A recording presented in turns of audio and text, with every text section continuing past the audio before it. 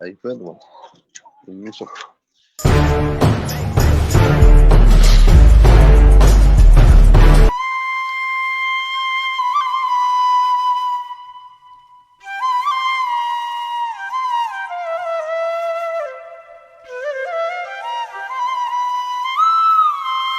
వందనాలివే నీకు ఓ ఎర్రా జెండా,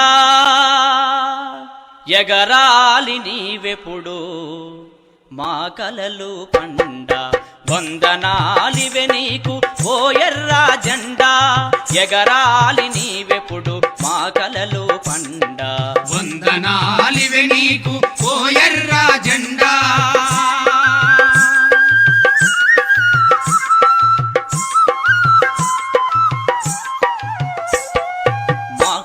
ఎంగెల్సులా మహనీయ మేధవే, లెనిన్ గావించిన అసమాన బోధవే. విశ్వ విప్లవ సమర విమల చిహ్నానివే, విశ్వ విప్లవ సమర విమల చిహ్నానివే. సకల శ్రామిక ప్రజల సమర శంఖానివే, సకల శ్రామిక ప్రజల సమర శంఖానివే. వందనాలివే నీకు ఓ ఎర్రా జెండా, ఎగరాలి నీవెప్పుడు మా కలలు పండ. వందనాలివే నీకు ఓ ఎర్రా జెండా.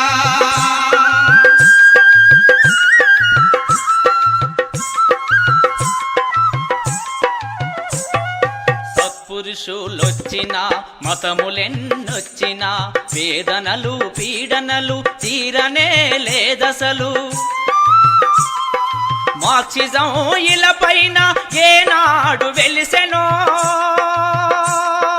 మార్క్సిజం ఇలపైన ఏనాడు వెలిసెనో.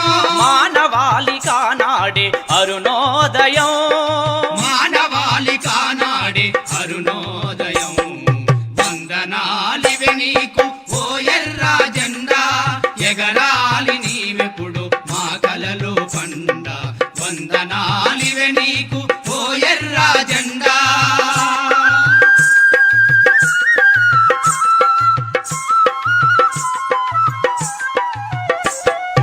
అమరవీరుల మహిత త్యాగాలు మది తలచి, నీ కిరణ ఛాయల్లో నికరంగా పయనించి, అనునిత్యం పోరాడగా ఉత్తేజం మాకిస్తూ, అనునిత్యం పోరాడగా ఉత్తేజం మాకిస్తూ. ఆకాశ వీధిలో అమరమై ఎగురవే, ఆకాశ వీధిలో అమరమై ఎగురవే, అమరమై ఎగురవే, అమరమై ఎగురవే.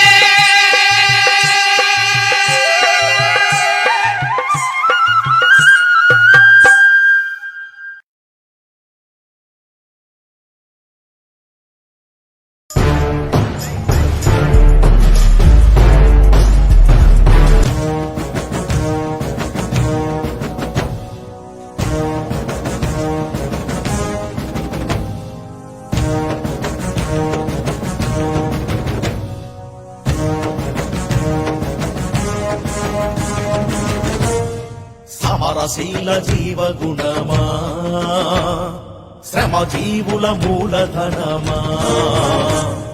సమరశీల జీవగుణమా, శ్రమజీవుల మూలధనమా. భావమా భాగ్యమా బంధమా ప్రాణమా, భావమా భాగ్యమా బంధమా ప్రాణమా. అమ్మాభివందనం, అమ్మాభివందనం. అరుణారుణ పతాకమా వందనం, అభివందనం. సమరశీల జీవగుణమా, శ్రమజీవుల మూలధనమా. సమరశీల జీవగుణమా, శ్రమజీవుల మూలధనమా.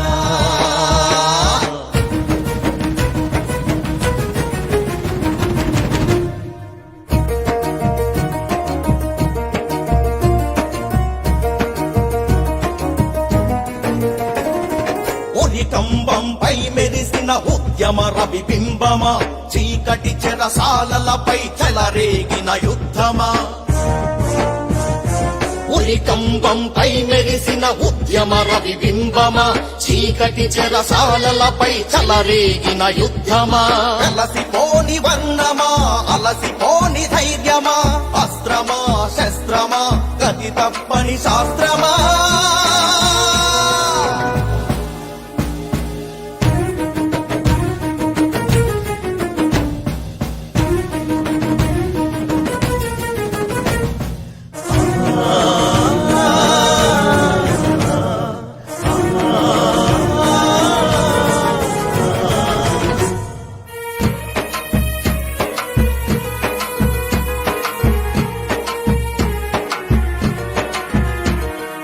త్యాగాలను రాగాలతో విద్య కాంతివంతమా పోరు శక్తి తగ్గిపోని ఉగ్గుపాల సారమా త్యాగాలను రాగాలతో విద్య కాంతివంతమా పోరు శక్తి తగ్గిపోని ఉగ్గుపాల సారమా వంచని తత్వమా శిరశక్తిన సత్యమా తరగని స్ఫూర్తిని ఇచ్చే విశ్వస్వేద గీతమా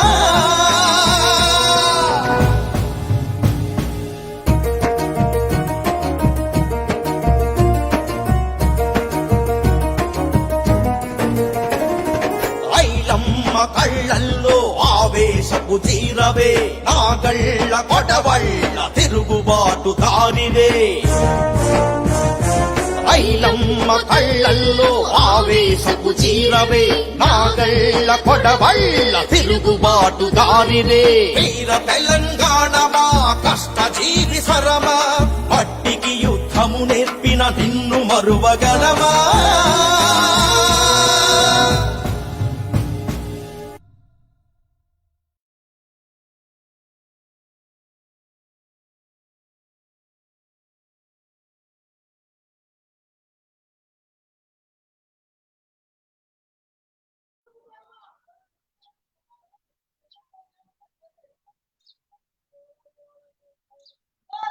సార్ ఇంకా సార్ యాడ్ కాలేదు.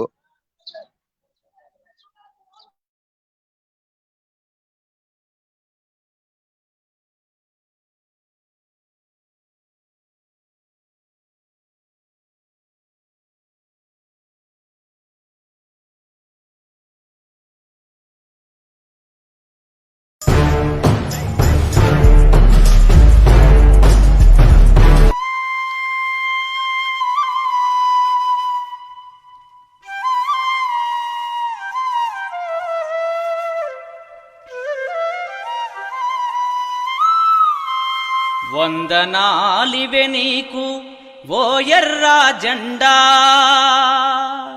ఎగరాలి నీవెప్పుడు మా కలలు పండ. వందనాలివే నీకు ఓ ఎర్రా జెండా, ఎగరాలి నీవెప్పుడు మా కలలు పండ. వందనాలివే నీకు ఓ ఎర్రా జెండా,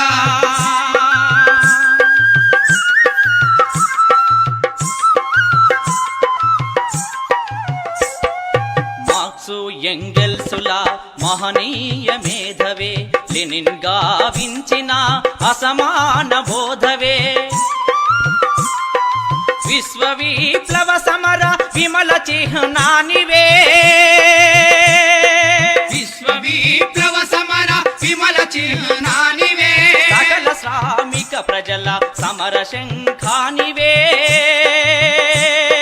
సకల శ్రామిక ప్రజల సమర శంఖానివే.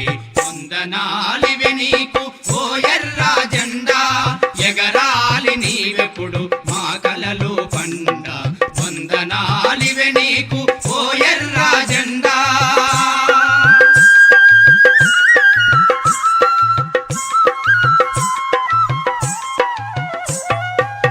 సత్పురుషులొచ్చిన మతములెన్నొచ్చిన, వేదనలు పీడనలు తీరనే లేదసలు.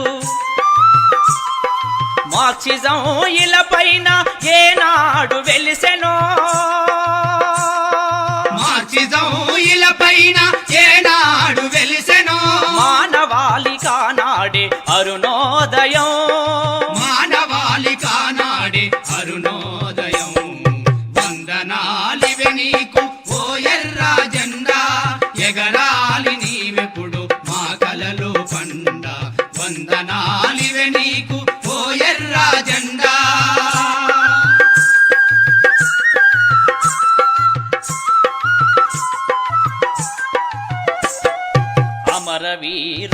పిచ త్యాగాలు మది తలచి నీ కిరణ ఛాయల్లో నికరంగా పయనించి అనునిత్యం పోరాడగా ఉత్తేజం మాకిస్తూ అనునిత్యం పోరాడగా ఉత్తేజం మాకిస్తూ ఆకాశ వీధిలో అమరమై ఎగురవే ఆకాశ వీధిలో అమరమై ఎగురవే అమరమై ఎగురవే అమరమై ఎగురవే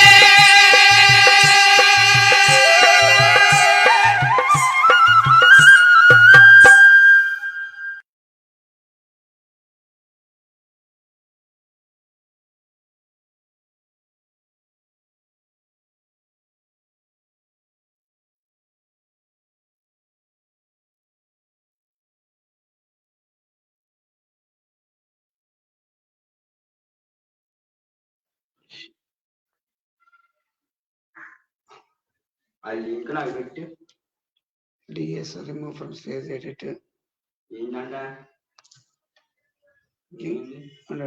లింక్ పెడతాను లింక్ అది కాదు ఇదిగురా అది పైన వచ్చింది ఇదిగో ఇదే ఇది చూడు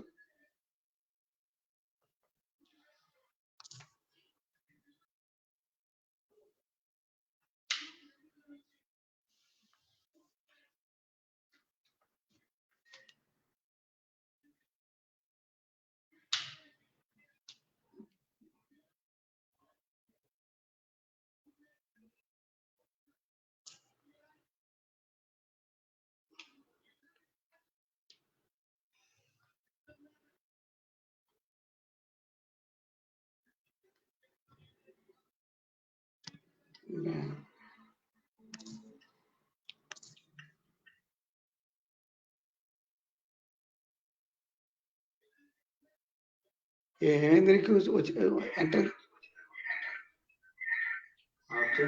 మీట్లో పెట్టి నాదా నాది మ్యూట్లో పెడితే పోయి చిన్న నువ్వు చూడరా మొత్తం నాకు ఏది వస్తే కెమెరా ఆన్ చేసి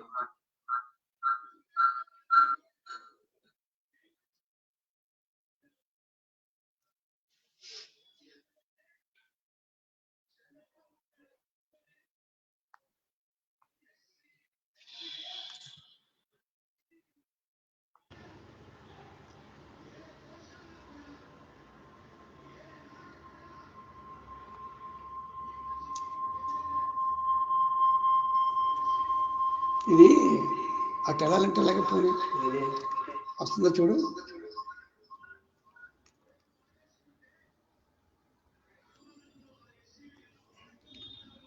హలో గూగుల్లోకి వెళ్ళాలంటే చూడు పోనీ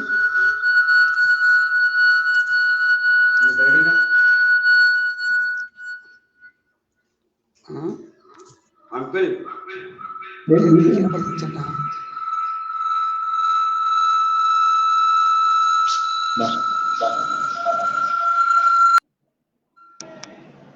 అంకుల్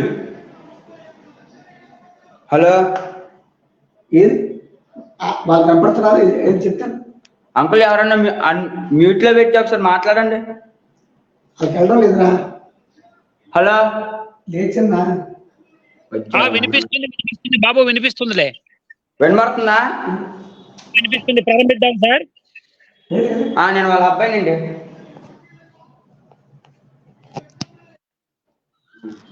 హలో సార్ ప్రారంభిద్దాం ఇప్పుడు నా ఫోటో కనపడుతుందా వస్తుందిలే వస్తుంది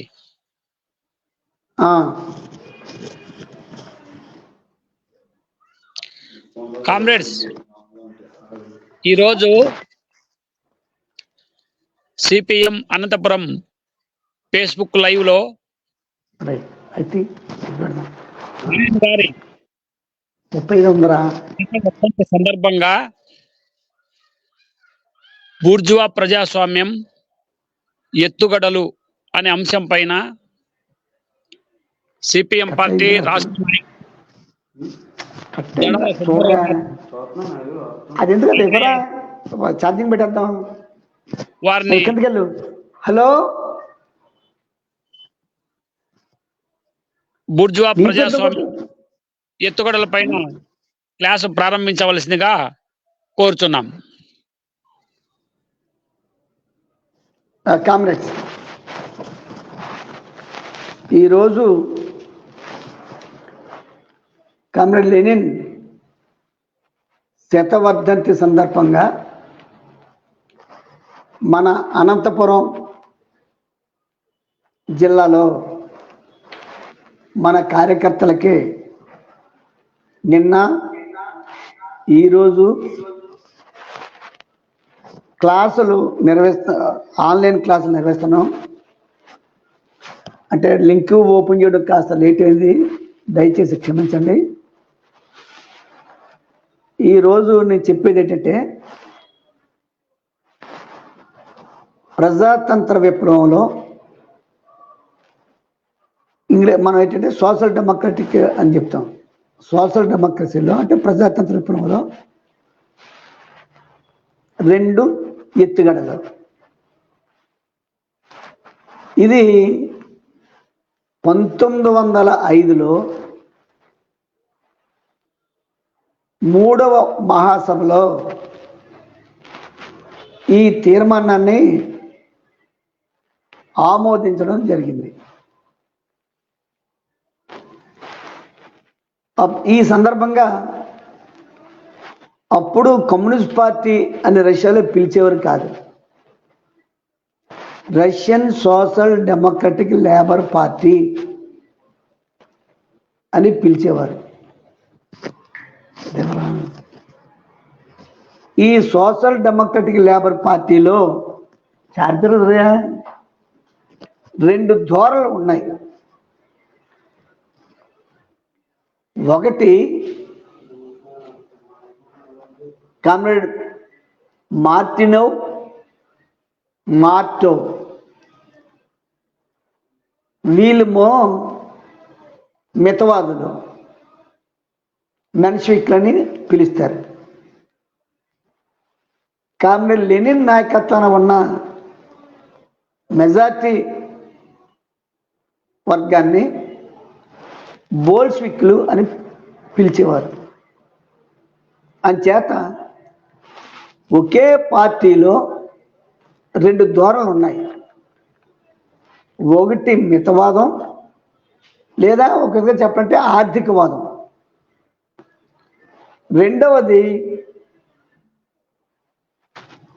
సరైన విప్లవాన్ని జయప్రదం చేయడానికి అనుసరించవలసిన ఎత్తుగడల్ని ఏ విధంగా రూపొందించాలి అనేది కామ్రేడ్ లెనిన్ థీసిస్.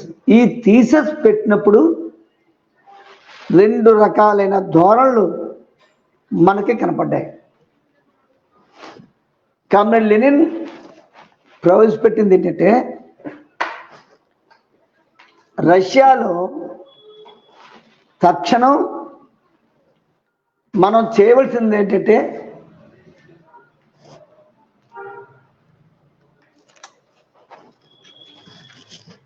రష్యాలో తక్షణం మనం చేయవలసింది ఒకటి, జార్ చక్రవర్తిని గద్దె దించాలి. ఫస్ట్ జార్ చక్రవర్తిని గద్దె దించడం, ఆ స్థానంలో ప్రజాతంత్ర విప్లవాన్ని జయప్రదం చేసి బూర్జువా ప్రజాతంత్ర ప్రభుత్వాన్ని ఏర్పాటు చేయడం. ఇది ఒకటి. రెండోది ఏంటి, దీనిని సాధించాలి అన్నట్లయితే మనం కార్మిక వర్గ నాయకత్వాన జార్ చక్రవర్తికి వ్యతిరేకంగా పోరాడుతూనే ఒక్క కార్మిక వర్గమే విప్లవాన్ని జయప్రదం చేయలేదు కాబట్టి రైతాంగంతో మమేకమై విప్లవాన్ని జయప్రదం చేయాలి. జార్ చక్రవర్తిని గద్దె దించాలి అంటే అవసరమైతే సాయుధ పోరాటానికి సన్నద్ధం కావాలి అని లెనిన్ థీసిస్ 3వ మహాసభలో రష్యన్ కమ్యూనిస్ట్ చెప్పగా కమ్యూనిస్ట్ పార్టీ పేరు లేదు, Russian social democratic labour party RSDLP అని పిలిచేవారు. ఎప్పుడు వచ్చిన తర్వాత కమ్యూనిస్ట్ పార్టీగా మార్చారు తప్ప అంతవరకు కూడా Russian social democratic labour party అనే పిలిచేవారు. ఈ రష్యన్ సోషల్ డెమోక్రటిక్ లేబర్ పార్టీలో తీవ్రమైన చర్చ జరిగిన తర్వాత మెజార్టీ ప్రజాతంత్ర విప్లవాన్ని జయప్రదం చెయ్యాలి అనే తీర్మానాన్ని ఆమోదించారు. ప్రజాతంత్ర విప్లవాన్ని జయప్రదం చేయాలి అని ఆమోదించారు. ముఖ్యంగా జార్ చక్రవర్తిని గద్దె దించడం ప్రధానమైన కర్తవ్యం. ఇది ఒక కార్మిక వర్గమే పూర్తి చేయలేదు కాబట్టి ఇతర బూర్జువా పెట్టి బూర్జువా పార్టీలు జార్కి వ్యతిరేకంగా పోరాడుతున్న పార్టీలు కూడా కొన్ని ఉన్నాయి. వాటితో మనం కమ్యూనిస్టులు అంటే RSDLP మమేకమై కలిసి పోరాటం చెయ్యాలి. ఇది 3వ మహాసభలో ఆమోదించిన తీర్మానం యొక్క సారాంశం. అంచేత జారుని గద్దె దించాలి. జార్ అంటే జార్ చక్రవర్తి, నేను జార్ అని చెప్తాను సింపుల్గా. జార్ చక్రవర్తిని గద్దె దించాలి. జార్ చక్రవర్తిని గద్దె దించాలి అంటే ఇక్కడ లెనిన్ 2 ఎత్తుగడలను ప్రతిపాదిస్తాడు. ఒకటి, పార్లమెంటును ఏర్పరచాలి. అప్పటి వరకు రష్యాలో అసలు పార్లమెంట్ లేదు. జార్ చక్రవర్తి తన పరిపాలన కొనసాగిస్తాడు, తన నియంత్రిత అధికారాన్ని చెలాయిస్తుంటాడు. అంచేత మొట్టమొదటి డిమాండ్ ఏమిటి కమ్యూనిస్ట్ పార్టీ ప్రతిపాదించింది? పార్లమెంటును ఏర్పరచాలి. పార్లమెంటును ఏర్పరిచి ముఖ్యంగా అందరికీ సార్వత్రిక ఓటు హక్కు కల్పించాలి. సార్వత్రిక యూరోప్లోనే అసలు అప్పుడు సార్వత్రిక ఓటు హక్కు లేదు. రష్యాలో ఇతర దేశాల్లో కూడా యూనివర్సల్ ఫ్రాంచైజ్ అంటారు, సార్వత్రికంగా అందరికీ ఓటు హక్కు కల్పించడం, అది లేదు. మొట్టమొదటిసారిగా లెనిన్ ఏదో ధనవంతులకి రాజవంశంలో పుట్టిన బిడ్డలకి చాలా కాలం పాటు అసలు స్త్రీలకు ఓటు హక్కు లేదు. యూరోప్లో కూడా అమెరికాలో కూడా లెనిన్ అందరికీ స్త్రీ పురుష భేదం లేకుండా ఓటుకు కల్పించాలి మొదటి డిమాండ్. ఓటుకు కల్పించిన తర్వాత పార్లమెంట్ యొక్క తక్షణ కర్తవ్యం ఏముండాలి? ఈ జారు చక్రవర్తికి వ్యతిరేకంగా పార్లమెంటు లోపల పోరాటం చేస్తూనే బయట ప్రజాతంత్ర శక్తుల్ని కార్మికవర్గ నాయకత్వాన్ని రైతాంగాన్ని కలుపుకుని విప్లవాన్ని జయప్రదం చెయ్యాలి. ఇది లెనిన్ చెప్పిన ముఖ్యమైన పాయింట్. అంచేత మెన్షవిక్కులు ఏమన్నారంటే కార్మిక వర్గ నాయకత్వాన్ని విప్లవం జయప్రదం చేయడం సాధ్యం కాదు. కారణం ఏంటంటే కార్మిక వర్గం 8 గంటలు 10 గంటలు, కొన్ని చోట్ల 12 గంటలు పనిచేస్తున్నారు. ఈ 8, 10, 12 గంటలు పనిచేసే వాళ్ళకి ఆర్థిక డిమాండ్ల మీద పోరాడే చైతన్యం ఉంటుంది తప్ప జారుని గద్దె దించాలి అనే రాజకీయ కర్తవ్యం కార్మిక వర్గం చేపట్టలేదు. కాబట్టి ఈ కర్తవ్యాన్ని జయప్రదం చేయాలి అన్నట్లయితే బూర్జువా వర్గం, మేధావి వర్గం మీద ఆధారపడాలి తప్ప ఈ పోరాటంలో ప్రధానమైన పాత్ర కార్మిక వర్గానికి అందించడం సరైనది కాదు అనేది మార్టో కొంత మితవాదుల వాదన. దాన్ని లెనిన్ చాలా గట్టిగా త్రిప్పి కొడతాడు. ఏమని? ఎవరైతే జారు చక్రవర్తి పాలనలో ఆర్థిక సమస్యలే కాకుండా పౌర హక్కులు కూడా లేకుండా, ప్రజాస్వామ్యం అనేది లేకుండా, కనీసం నిరసన తెలిపే హక్కు కూడా జారు చక్రవర్తిలో లేదు. కాబట్టి దీనికి వ్యతిరేకంగా కార్మిక వర్గమే చైతన్యవంతంగా పోరాడాలి తప్ప ఈ కర్తవ్యాన్ని బూర్జువా మాత్రం దీన్ని నిర్వహించలేరు అనేది లెనిన్ వాదన. ఒక విధంగా చెప్పాలంటే మెన్షవిక్లు బూర్జువాల మీద ఎక్కువ ఆధారపడి కార్మిక వర్గ పాత్ర తక్కువగా చూశారు. అంటే మీకు అర్థమయ్యేటట్టు చెప్పాలంటే మన ఉమ్మడి కమ్యూనిస్ట్ పార్టీలో కూడా జనతా ప్రజాతంత్ర విప్లవాన్ని జయప్రదం చేయాలంటే ఈ బడా పెట్టుబడిదారు వర్గాన్ని కోల్దోయాలి అని చెప్పాం. అక్కడేమో జార్జ్ చక్రవర్తి, ఇక్కడేమో బడా పెట్టుబడిదారు వర్గం.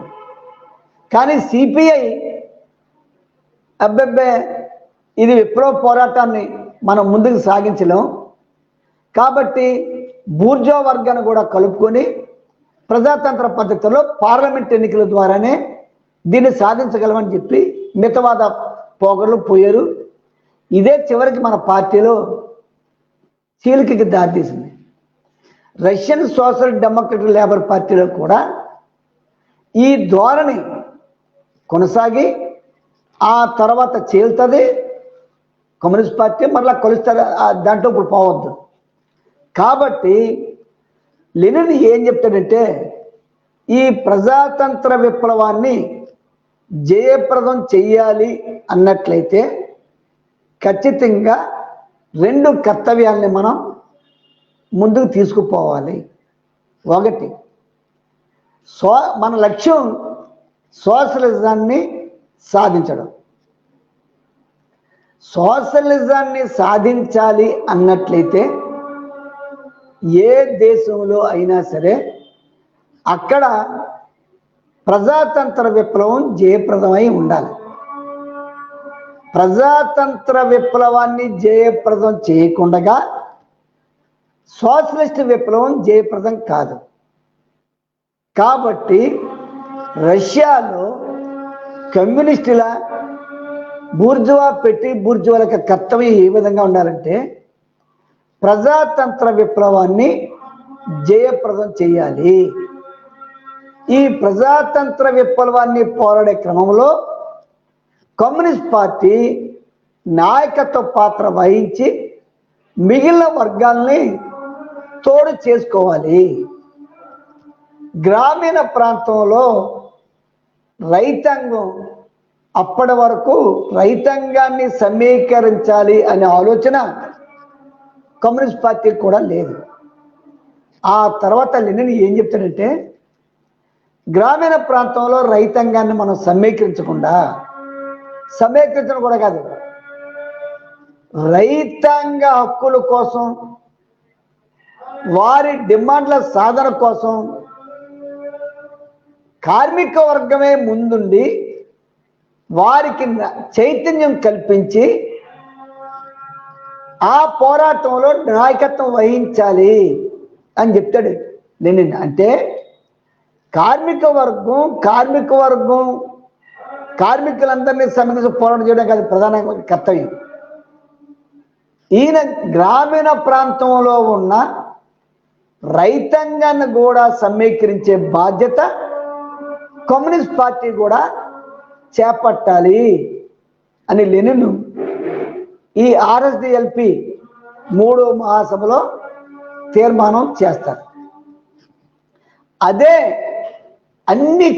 ఎవరైతే మార్క్సిజం లెనినిజాన్ని ఆమోదిస్తున్నారో అన్ని పార్టీల యొక్క కర్తవ్యం కూడా కార్మిక వర్గమే రైతాంగాన్ని సమీకరించి పోరాటాలు చెయ్యాలి అని చెప్పి తీర్మానం చేశాం. మనం ఏం చెప్తున్నాం, మన దేశంలో జనతా ప్రజాతంత్ర విప్లవాన్ని జయప్రదం చెయ్యాలి అన్నట్లయితే కార్మిక వర్గ నాయకత్వాన రైతాంగాన్ని సమీకరించి ఇతర మిత్రులను సమీకరించి ఈ ప్రభుత్వాన్ని కూలద్రొయ్యాలి అని చెప్తున్నాం. లెనిన్ రష్యాలో అదే చెప్తాడు. కార్మిక వర్గానికి సందేశం ఇస్తూ మార్క్స్ కొటేషన్ చెప్తాడు ఈ తీర్మానంలో. ఏమని? మహనీయుడు కార్ల్ మార్క్స్ కార్మిక వర్గానికి ఒక ఉపదేశం చేశాడు. ఏమన్నది? ప్రజాతంత్ర విప్లవం జయప్రదం చేయడానికి కార్మిక వర్గమే గనక పూనుకోకపోతే మరెవ్వరూ ఈ కర్తవ్యాన్ని జయప్రదం చెయ్యలేరు. కాబట్టి ఈ కర్తవ్యాన్ని జయప్రదం చేసే క్రమంలో కార్మిక వర్గానికి పోరాడితే పోయేదేమీ లేదు, బానిస సంఖ్యలు తప్ప. వాళ్ళకి వస్తే రాజ్యాధికారం వస్తుంది అని ఏదైతే మార్క్స్ మహనీయుడు చెప్పాడో దానిని లెనిన్ ఇందులో చెప్తాడు. రష్యాలో కూడా బూర్జువా ప్రజాతంత్ర విప్లవాన్ని జయప్రదం చేసే దాంట్లో కార్మిక వర్గం గనక ఇతర మిత్రులను కలుపుకొని పోరాడగలిగితే వీళ్ళు ఖచ్చితంగా విప్లవాన్ని జయిస్తారు, వీళ్ళ యొక్క సంఖ్యలను ఖచ్చితంగా తెంచుకోగలుగుతారు అని చెప్పి లెనిన్ బోధిస్తాడు. ముఖ్యంగా ఈ కర్తవ్యాన్ని ముందుకు తీసుకుపోయే క్రమంలో అసలు ప్రజాతంత్ర విప్లవం అంటే ఏమిటి అనేది చూడాలి. ఇప్పుడు మన దేశంలో కూడా అదే, మన దేశం కాదు ఏ దేశంలో అయినా సరే సోషలిస్ట్ విప్లవం జయప్రదం చేయాలంటే ముందు ప్రజాతంత్ర విప్లవాన్ని జయప్రదం చేయాలి. అది చేయాలంటే ముందు ప్రజాతంత్ర విప్లవం అంటే ఏమిటి అనేది చూడాలి. ప్రజాతంత్ర విప్లవం అంటే ఏ దేశంలో అయితే ఫ్యూడలిజాన్ని, భూస్వామ్య విధానాన్ని పూర్తిగా రద్దు చేసి రిపబ్లిక్ ఏర్పడతాదో ఆ దేశంలో ప్రజాతంత్ర విప్లవాన్ని జయప్రదం చేసినట్టు లెక్క. అంటే రష్యాలో 2 కర్తవ్యాలు.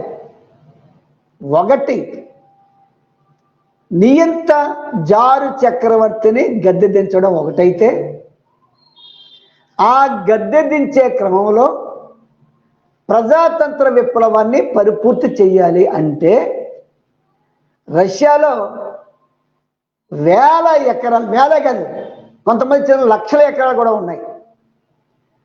రైతాంగం సెంటు భూమి కూడా లేకుండా అర్ధ బానిసలుగా బతికేవారు. అంచేత భూమి అంతా జారు అన్యాయులు ఫ్యూడల్ చేతుల్లో ఉంది.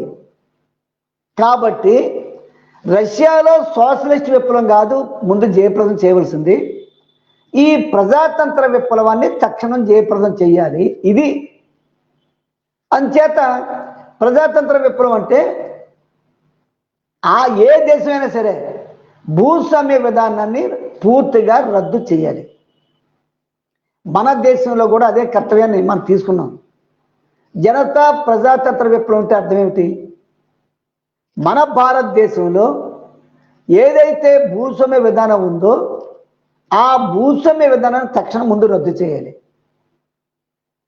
అప్పుడు రద్దు చేసినప్పుడే ప్రజాతంత్ర విప్లవం జయప్రదం అయితే అప్పుడు ఈ ప్రజాతంత్ర విప్లవాన్ని పరిపూర్ణంగా ముందుకు తీసుకుపోవాలంటే పోగలిగితేనే సోషలిస్ట్ విప్లవం జయప్రదం అవుతుంది. ఇది లెనిన్ చెప్పింది.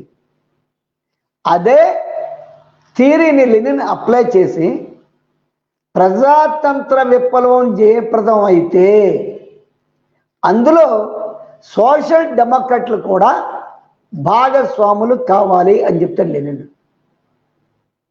అంటే ప్రజాతంత్ర విప్లవంలో ఏర్పడే ప్రభుత్వంలో కమ్యూనిస్టులు కూడా భాగస్వామ్యం వహించాలి అని.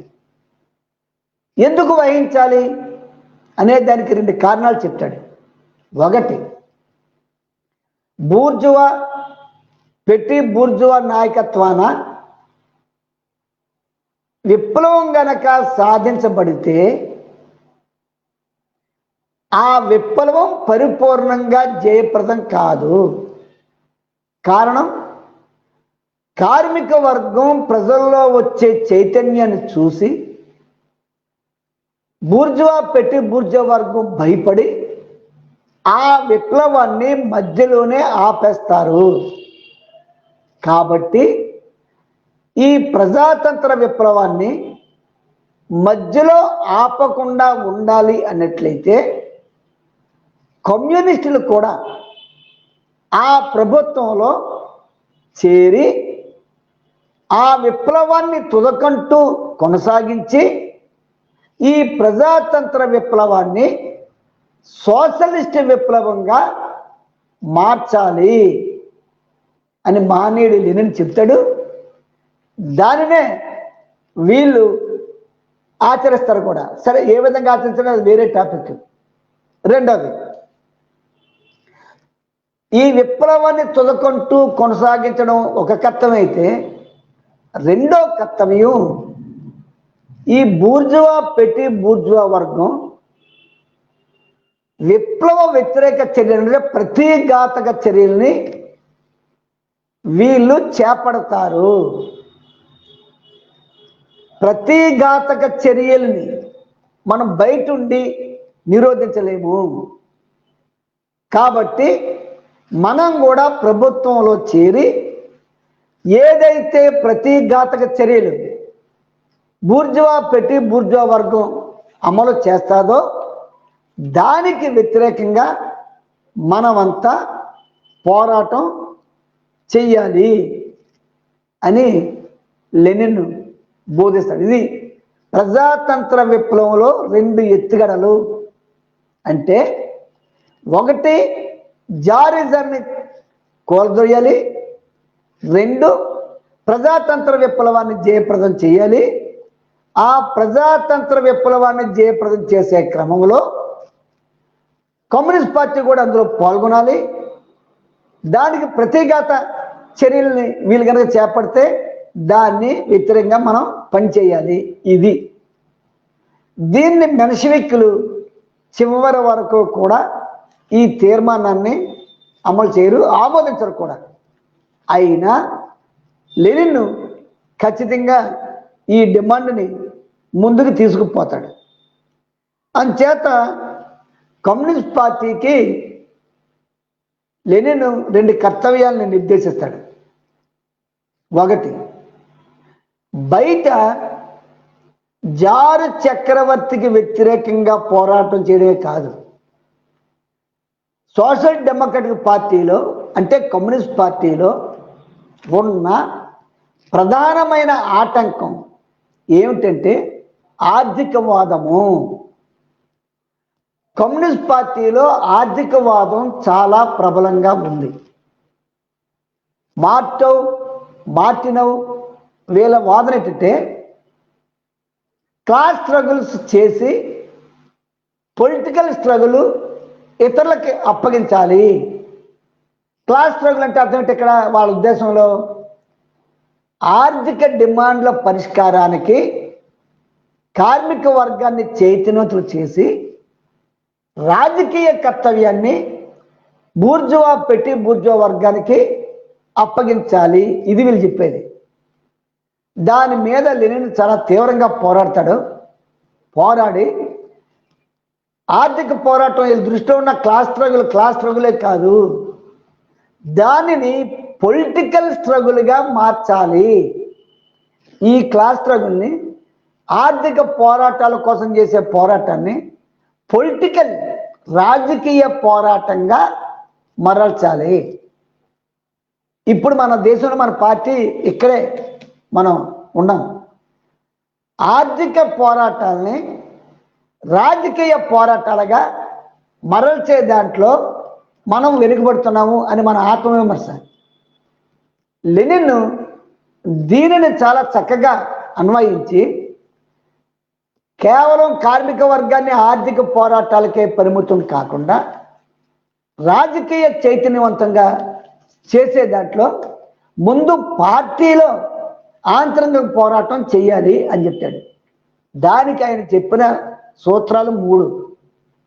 1, కేంద్ర కమిటీ మొదలుకొని ప్రొవిన్షియల్ కమిటీలు అంటే వివిధ రాష్ట్రాల్లో ఉన్న కమిటీలు, ప్లస్ బ్లాక్ లెవెల్లో కమిటీలు, ప్లస్ గ్రామంలో అన్ని స్థాయిల్లోనూ కూడా మొట్టమొదటగా ఆర్థిక వాదానికి వ్యతిరేకంగా ముందు పార్టీలో ఆంతరంగిక పోరాటం చేయాలి.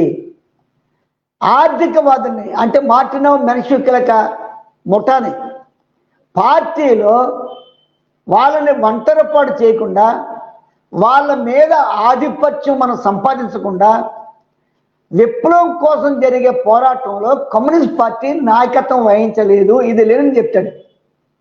కాబట్టి ముందు పార్టీలో ఆర్థికవాదానికి వ్యతిరేకంగా ముందు పోరాటం చెయ్యాలి. 2, సహజంగా రైతాంగంలోనూ గ్రామాల్లోనూ సామాజిక వెనుకబాటుతనం చాలా ఎక్కువగా ఉంటుంది. వాళ్ళలో రాజకీయ చైతన్యం తక్కువగా ఉంటుంది. ఎందుకు మన దేశం చూడండి, మనం పేరుకి కార్మిక వర్గ నాయకత్వాన రైతాంగాన్ని కలుపుకొని విప్లవం చేయాలని చెప్పినా ఇప్పటికీ కార్మిక వర్గం పూర్తిగా సమైక్యం కాలేదు. పోనీ సమైక్యమైన మనల నాయకత్వంలో ఉన్న వాళ్ళు కూడా పోయి రైతాంగానికి సమీకరించి చైతన్యం చేయలేకపోతున్నాం. రష్యాలో లెనిన్ అదే చెప్పాడు. కార్మిక వర్గం విముక్తి గనక సాధించాలంటే వాళ్ళు అంతటా వాళ్ళు పోరాడితేనే సాధ్యం కాదు. మరేం చేయాలి? సామాజికంగా రాజకీయంగా చైతన్యంలో వెనుకబడ్డ రైతాంగాన్ని సమీకరించి వాళ్ళలో సామాజిక వెనుకబడితనాన్ని అట్లాగే రాజకీయ చైతన్యాన్ని కల్పించి పోరాడేటట్లు చెయ్యాలి అని చెప్పి లెనిన్ చెప్తాడు. దానికి ఈయన ఏం చెప్తాడంటే కమ్యూన్ని ఏర్పాటు చెయ్యాలి. కమ్యూన్ అనే పదం 3వ కాంగ్రెస్లోనే ఆమోదించారు. ఏమిటి ఈ కమ్యూన్లు అంటే?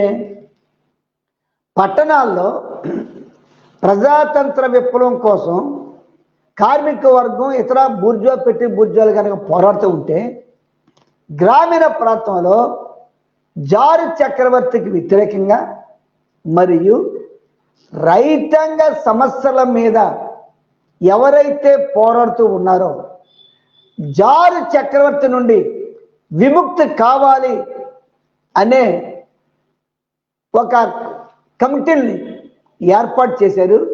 వాటినే కమ్యూన్స్ అని పేరు పెట్టారు. ఇవి రష్యాలో విప్లవాన్ని జయప్రదం చేసే దాంట్లో ఈ కమ్యూన్లు చాలా ప్రముఖమైన పాత్ర పోషించాయి. పట్టణాల్లో కార్మిక వర్గానికి అండదండలుగా ఉంటూనే కాదు, గ్రామీణ ప్రాంతంలో జారు చక్రవర్తికి వ్యతిరేకంగా మొత్తం భూమిని పంపిణీ చేయాలి, ఈ అర్ధ బానిసత్వం నశించాలి అనే డిమాండ్ని విస్తృతంగా కమ్యూన్లు ప్రచారం చేశారు. ఆ విధంగా గ్రామ గ్రామాల్లో కమ్యూనిస్ట్ పార్టీ అంటే సోషల్ డెమోక్రటిక్ పార్టీ నాయకత్వంలో కమ్యూన్ని ఏర్పాటు చేశారు. కాబట్టి ఈ కర్తవ్యాన్ని జయప్రదం చేయడానికి కార్మిక వర్గం పట్టణాల్లో వాళ్ళు పోరాటం చేస్తూనే గ్రామాలకు పోయి రైతాంగాన్ని సమీకరించి కమ్యూన్ని ఏర్పాటు చేయడం జరిగింది. ఇకపోతే ప్రజాతంత్ర విప్లవంలో ముఖ్యంగా 2 కర్తవ్యాన్ని మనం చూడాలి. ఏమిటి అవి? ఒకటి, వర్గ పోరాటాన్ని ఏ విధంగా ముందుకు సాగించాలి అనే దాంట్లో పార్టీలో కొన్ని ధోరణులు ఉన్నాయి. లెనిన్ ఏం చెప్తాడంటే గ్రామీణ ప్రాంతంలో పోరాటాలు చేసేటప్పుడు ముందు అన్ని యూనిట్స్ కూడా 2 విషయాలకు కట్టుబడి పనిచేయాలి. ఏమిటవి? ప్రతి సభ్యుడు మన కమ్యూనిస్ట్ పార్టీ నిబంధన వాళ్ళకి కట్టుబడి పనిచేయాలి. నిబంధన వాళ్ళకి కట్టుబడి పనిచేయడం అంటే ఏదైనా భిన్నాభిప్రాయాలు ఉంటే కమ్యూన్లనే ఆ కమిటీల్లో తేల్చుకోవాలి తప్ప వీరికి ఎక్కకూడదు అనేది అప్పటి నుంచే అమల్లోకి తెచ్చారు. ఆ విధంగా నిబంధన వాళ్ళకి కట్టుబడి పని చేయాలి అనేది బోల్షిక్ల యొక్క మొట్టమొదటి షరతు. మెన్షివిక్లు మాత్రం దీనిని వాళ్ళు అంగీకరించకపోయినా మెజార్టీ కమ్యూనిస్ట్ లెనిన్ నాయకత్వంలో ఉన్నారు కాబట్టి వీళ్ళు ఏంటంటే నిబంధన వాళ్ళని కట్టుబడి వర్గ పోరాటాన్ని ముందుకు తీసుకుపోతూ వర్గ పోరాటాన్ని రాజకీయ పోరాటంగా మరల్చే దాంట్లో వీళ్ళు జయప్రదం అయ్యారు. ఇక్కడ 2 మితవాదులు అంటే మెన్షివిక్లు కేవలం క్లాస్ ఆర్థిక పోరాటాన్ని అక్కడే ఆపేశారు.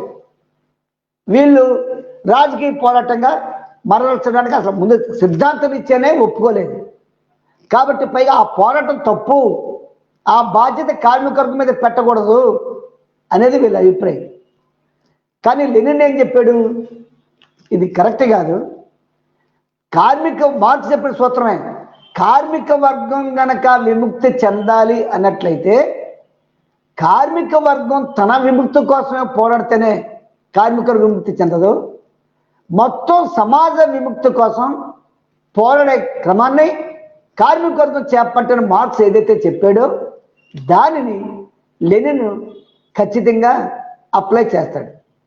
కాబట్టి అది చెయ్యాలట్టయితే ఫస్ట్ ఈ ఏదైతే రష్యన్ సోషల్ డెమోక్రటిక్ పార్టీలో 3వ కాంగ్రెస్లో ఆమోదించిన రాజకీయ సిద్ధాంతాన్ని ఖచ్చితంగా అమలు చేయాలి. మొదటి షరతు. రెండవ షరతు ఏంటి?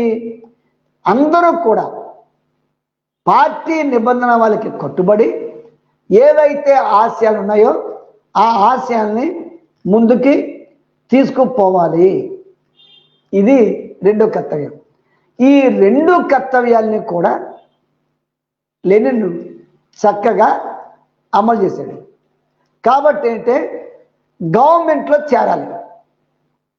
మరి గవర్నమెంట్లో బూర్జువాలు పెట్టి బూర్జువాలు వీళ్ళు ఉన్నారు కదా, ఈ ప్రజాతంత్ర విప్లవాన్ని వీళ్ళు పూర్తిగా జయప్రదం చేయడానికి ఒప్పుకుంటారా అనే చర్చ వచ్చినప్పుడు లెనిన్ చెప్పింది ఏంటంటే ప్రజాతంత్ర విప్లవాన్ని జయప్రదం చేయడానికి కలిసి వచ్చే బూర్జువా వర్గంతో మనం ప్రయాణం చేయాలి. ఉన్నారు, చాలామంది ఉన్నారు. అందులో వాళ్ళతో ప్రయాణం చేస్తూ మనం ఏం చేయాలంటే 2 పోరాటాలు చేయాలి. ఒకటి, రాజకీయ పోరాటాన్ని మనం కొనసాగించాలి. ఎవరితో? ఈ బూర్జువా పెట్టి బూర్జువా సిద్ధాంతానికి వ్యతిరేకంగా ప్రజాతంత్ర విప్లవంలో జరిగే పోరాటంలో సిద్ధాంత పోరాటాన్ని చెయ్యాలి. ఇది లెనిన్ చెప్పింది. కలిసి పని చేసేటప్పుడు మన సిద్ధాంతానికి మనం కట్టుబడి ఉండాలి తప్ప బూర్జువా పెట్టి బూర్జువా సిద్ధాంతానికి మనం లోబడి పని చేయకూడదు. పైగా అటువంటి మితవాద ధోరణికి రాజకీయాలకు వ్యతిరేకంగా ఐక్య కార్యాచరణ చేస్తూనే కార్మిక వర్గం పోరాటం చెయ్యాలి అని చెప్తాడు ఓ షరతు లెనిన్. కాబట్టి స్ట్రగుల్, ఒక మాటలో చెప్పాలంటే స్ట్రైక్ టుగెదర్, వాక్ సెపరేట్లీ అని ఒక కొటేషన్ ఉంటుంది లెనిన్ది. శత్రువుని కొట్టేటప్పుడు ఐక్యంగా కొడదాం, కానీ మన విధానానికి కట్టుబడి మనం పనిచేయాలి. ఈ ప్రజాతంత్ర విప్లవాన్ని జయప్రదం చేసే క్రమంలో ఇదే చెప్తాడు ఈ 3వ కాంగ్రెస్లో. ఏమని? మనం ఈ బూర్జువా పెట్టి బూర్జువా శక్తులతో మనం పోరాడేటప్పుడు ఖచ్చితంగా మధ్య మధ్యలో వీళ్ళకి రాజకీయ సిద్ధాంత విషయాలు మనకి ఆటంకం అవుతాయి. ఈ ఆటంకం అయినప్పుడు ఖచ్చితంగా రాజీ లేకుండా ఈ ధోరణికి వ్యతిరేకంగా మనం పనిచేయాలి. ఇది మొదటి షరతు. ఎప్పుడు కూడా ఆ ధోరణికి గనక లోబడిపోతే విప్లవకర సిద్ధాంతాన్ని కార్మిక వర్గం చేజారిపోతుంది. బూర్జువా పెట్టి బూర్జువా యొక్క ఆధిపత్యం కార్మిక వర్గం మీద కూడా పడుతుంది. కాబట్టి కార్మిక వర్గం చైతన్యవంతంగా వీళ్ళ యొక్క విధానానికి కట్టుబడి బూర్జువా పెట్టి బూర్జువా సిద్ధాంతానికి వ్యతిరేకంగా పోరాటం కొనసాగించాలి. మొదటిది. రెండవది, పార్లమెంటులో మనం పాల్గొనేటప్పుడు పోరాడేటప్పుడు కేవలం పార్లమెంటుకే పరిమితం కాకుండా, లెనిన్ చెప్పింది రెండో ఎత్తుగడ ఇదే, పార్లమెంటుకే పరిమితం కాకుండా బయట ప్రజల్ని, వివిధ వర్గాల ప్రజల్ని చైతన్యవంతం చేసే పని సోషల్ డెమోక్రాట్లు చేపట్టాలి. అచ్చం దీనినే మన పార్టీ అన్వయించింది. ఏమని? మనం పార్లమెంట్లో పాల్గొవాలి, రాష్ట్ర ఎన్నికల్లో పాల్గొవాలి. కానీ రాష్ట్రాలలో ఎన్నికల్లో పాల్గొన్న తర్వాత మనం అధికారం కనుక ఏర్పాటు చేస్తే ఆ అధికారం ప్రజాతంత్ర విప్లవాన్ని జయప్రదం చేయడానికి వాడుకోవాలి తప్ప దీని ద్వారానే మొత్తం మార్పు తెస్తామనే భ్రమలు మనకు ఉండకూడదు. ఇది మన పార్టీ దాన్ని చూసే అన్వయించాం. రష్యాలో లెనిన్ కూడా అదే చెప్తాడు. ఒక్కసారి విప్లవం జయప్రదం అయిన తర్వాత నువ్వు గవర్నమెంట్లో, ప్రభుత్వంలో నువ్వు పాల్గొన్న తర్వాత ఈ రెండు ధోరణులకి వ్యతిరేకంగా పోరాటం చేస్తూ బయట ప్రజల్ని చైతన్యవంతులు చేయాలి. మెన్షవికులు దీనికి వ్యతిరేకం. కారణం ఏమిటి? మనం ప్రజాతంత్ర విప్లవంలో వాళ్ళతో కలిసి ఉన్న తర్వాత, పార్లమెంట్లో జార్ అన్యాయులకు వ్యతిరేకంగా మనం పోరాడుతున్న తర్వాత వీళ్ళతో బయట పోరాటం అంటే ఇది సరికాదు అనేది మెన్షవికుల వాదన. అప్పుడు లెనిన్ చాలా తీవ్రంగా ఖండిస్తాడు. ఇదే తప్పుడు వాదన. బయట లోపల కూడా కార్మిక వర్గ భావజాలానికి కట్టుబడి మనం ఈ పోరాటాన్ని కొనసాగించాలి అని చెబుతాడు. కాబట్టి అంటే ఖచ్చితంగా ఈ తీర్మానాన్ని అమలు చేసే దాంట్లో మనం రెండు కర్తవ్యాలని ప్రతిదీ రెండుగానే చెప్తాడు. ఒకటి, ఈ ప్రజాతంత్ర విప్లవంలో పోరాటం జరిగేటప్పుడు ఎట్టి పరిస్థితుల్లోనూ విప్లవానికి దూరంగా కార్మిక వర్గం ఉండకూడదు. ఇది మొట్టమొదటి షరతు. అంచేత అదే గనక జరిగి విప్లవంలో గనక కార్మిక వర్గం దూరంగా ఉంటే బూర్జువా పెట్టి బూర్జువా వరకు అప్పర్ ఎండ్ అవుతుంది. కాబట్టి ప్రతి క్షణం లెనిన్ దీన్ని హెచ్చరిక చేస్తూ కార్మిక వర్గం ప్రజాతంత్ర విప్లవంలో ముందుండాలి. కార్మిక వర్గం ప్రజాతంత్ర విప్లవంలో గనక ముందు ఉండకపోతే ఈ విప్లవాన్ని కార్మిక వర్గం తుదకంట కొనసాగించలేదు అనేది లెనిన్ చెప్తాడు. రెండోది ఏమిటి? కార్మిక వర్గం ప్రజాతంత్ర విప్లవం యొక్క ప్రాధాన్యతని అర్థం చేసుకున్న తర్వాత రైతాంగానికి ఆ రకమైన చైతన్యాన్ని కల్పించడంలో కార్మిక వర్గమే చొరవ ప్రదర్శించాలి. కాబట్టి ఏంటంటే ఇది జరగాలి అన్నట్లయితే ప్రజల్ని చైతన్యవంతుల్ని చెయ్యాలి. ఇప్పుడు విప్లవాలు రెండు రకాలు. ఒకటి లెనిన్ రూపొందించిన విప్లవం, ప్రజాతంత్ర విప్లవం అంటే జనతా ప్రజాతంత్ర విప్లవం. రెండోది బూర్జువా ప్రజాతంత్ర విప్లవం. యూరప్లో ప్రజాతంత్ర విప్లవాలు జరిగాయి. ఎవరి నాయకత్వంలో? కమ్యూనిస్ట్ పార్టీ నాయకత్వంలో మాత్రం కాదు.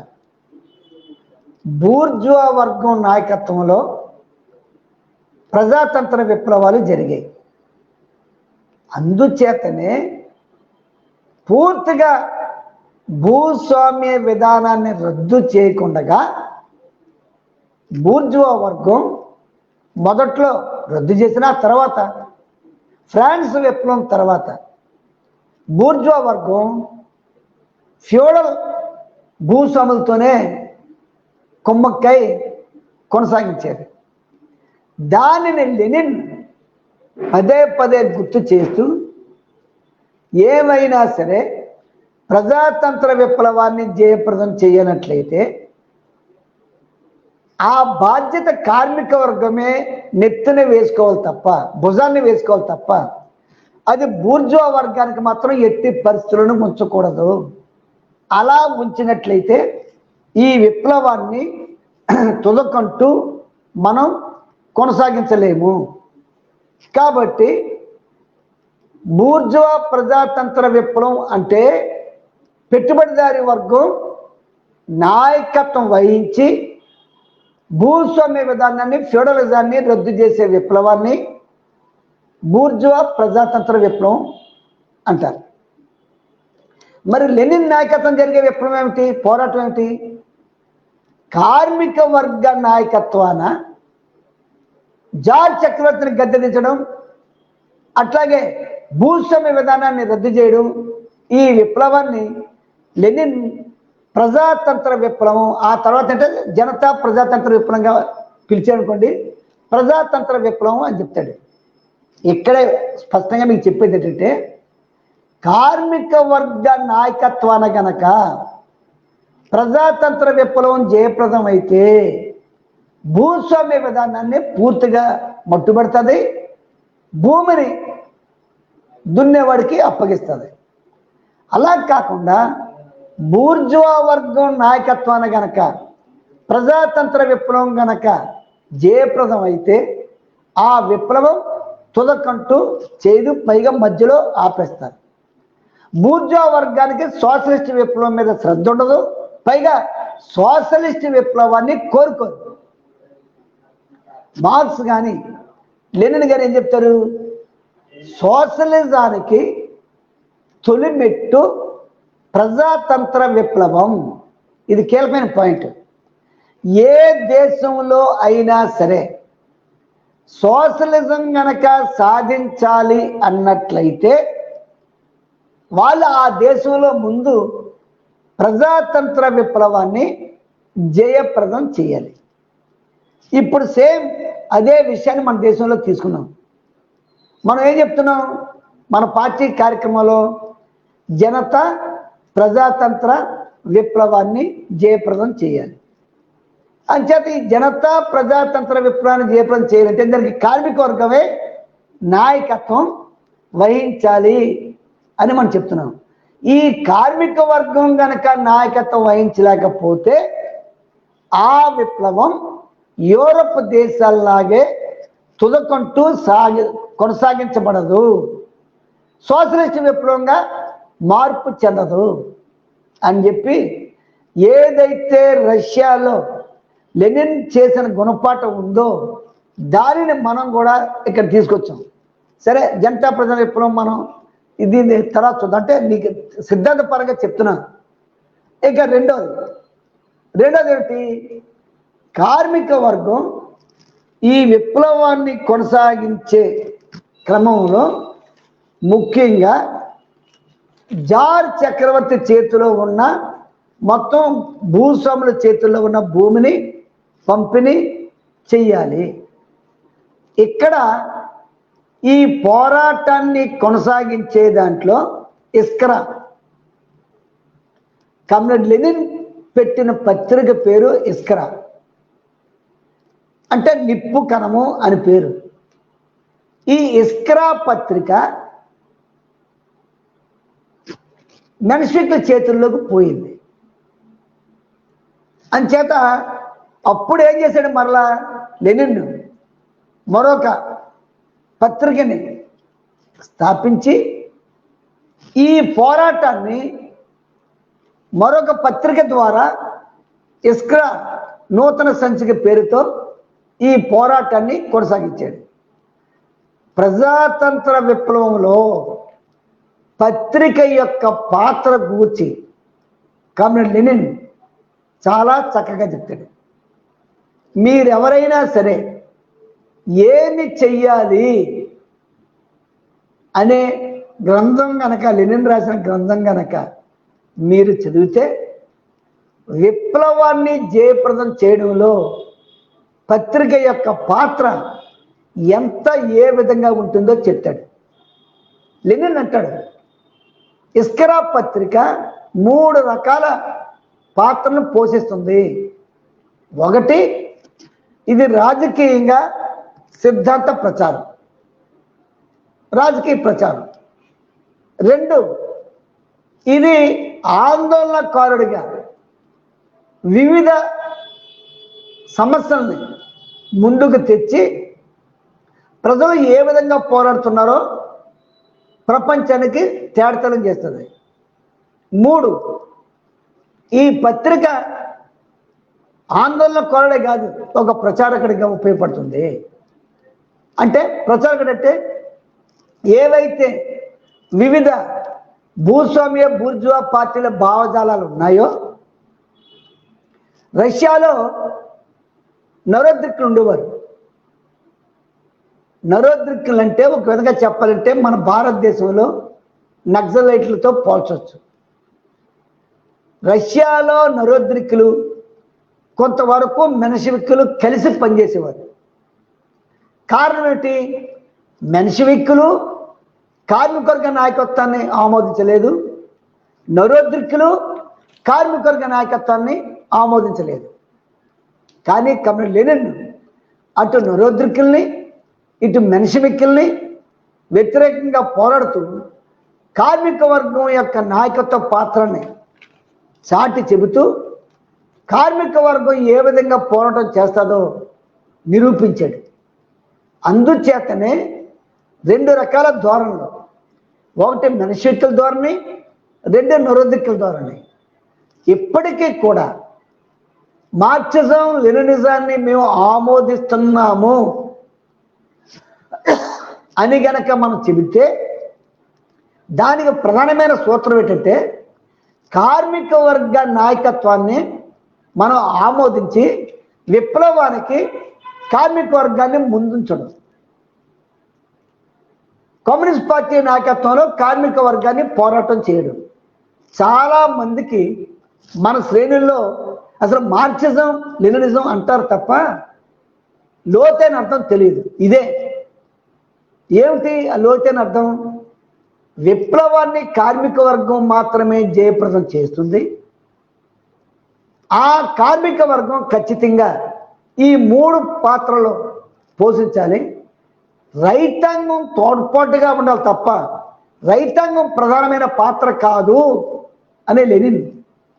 కానీ నరోద్రికలు కానీ వాళ్ళ వాదన కొంతవరకు సమర్పించే మెన్షివిక్కులు కానీ రైతాంగాన్ని ముందు పెడతారు, కార్మిక వర్గం పట్ల విశ్వాసం చూపరు. అంచేతనే ఈ 3వ కాంగ్రెస్లో ఆ సిద్ధాంతాన్ని చీల్చి చెండాడి బోల్షిక్ పార్టీగా ఈ సిద్ధాంతాన్ని ముందుకి తీసుకుపోతాడు. ముఖ్యంగా ఏ దేశంలో అయినా సరే ప్రజాతంత్ర విప్లవం జయప్రదం అయితే రిపబ్లిక్ని ఏర్పాటు చేయాలి అని చెప్తాడు. రిపబ్లిక్ అంటే అర్థం ఏంటి? ఇప్పుడు మన భారత రాజ్యాంగం ఉంది, మన రాజ్యాంగం రిపబ్లిక్ రాజ్యాంగం అని చెప్తాం. అంటే అర్థం ఏంటి? ఏ దేశంలో అయినా సరే రాజు లేకుండా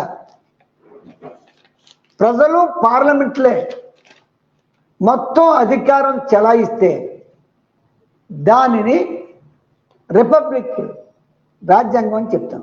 ఉదాహరణకి ఇంగ్లాండ్ ఉంది. ఇంగ్లాండ్లో పేరుకి ప్రజాస్వామ్యం పార్లమెంట్ ఉన్నా అది రాజు ఆమోదించాలి, అది రిపబ్లిక్ కాదు. అమెరికాలో బూర్జువా రిపబ్లిక్, ఇక్కడ కూడా ఇండియన్ కాన్స్టిట్యూషన్ కూడా బూర్జువా రిపబ్లికే. అంచేత రాజు లేని సర్వసత్తాక పరిపాలన ఆ దేశాల్లో కొనసాగాలి. ఇది పరిపూర్ణమైన ప్రజాతంత్ర విప్లవం అని చెప్పి లెనిన్ ఆ విప్లవం జయప్రదం చేయడానికి ఖచ్చితంగా పూనుకోవాలి అని చెప్తాడు. ముఖ్యంగా బూర్జువా వర్గం విప్లవం గనక జయప్రదం అయ్యే పరిస్థితి వచ్చినప్పుడు ఊగిసలాట ధోరణిని ప్రదర్శించి శత్రువులతో మమేకమయ్యే ప్రమాదం ఉంటుంది.